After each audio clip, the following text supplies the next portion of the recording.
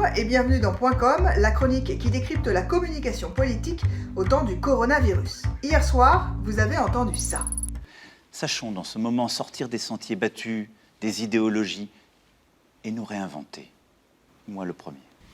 Cette phrase résume à elle seule la tonalité de l'allocution présidentielle. Emmanuel Macron a abandonné le registre martial, le chant lexical de la guerre, pour enfin s'adresser aux Français dans un mode horizontal. Et il promet donc de se réinventer.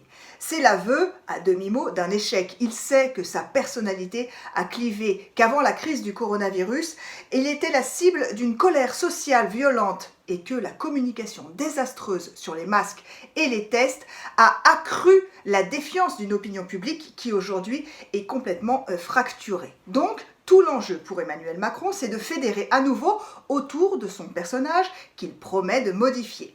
Mais ce storytelling de la mue vertueuse a ses limites. D'abord, parce que c'est pas la première fois qu'Emmanuel Macron fait le coup.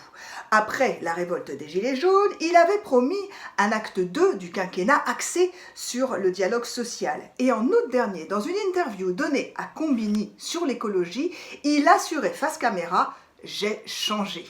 Et ce n'est pas le premier à tester ce « j'ai changé » en politique. Rappelez-vous de Nicolas Sarkozy qui, lui aussi, l'a testé en 2007, en 2012 et en 2016.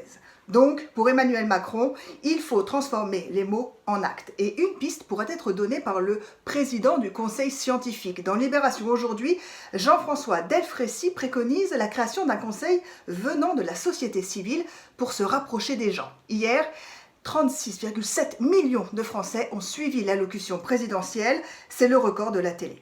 À demain pour un nouveau Point .com et en attendant, n'hésitez pas à réagir sur le site de la Revue Politique et Parlementaire et sur mes réseaux sociaux Instagram, Twitter et Facebook.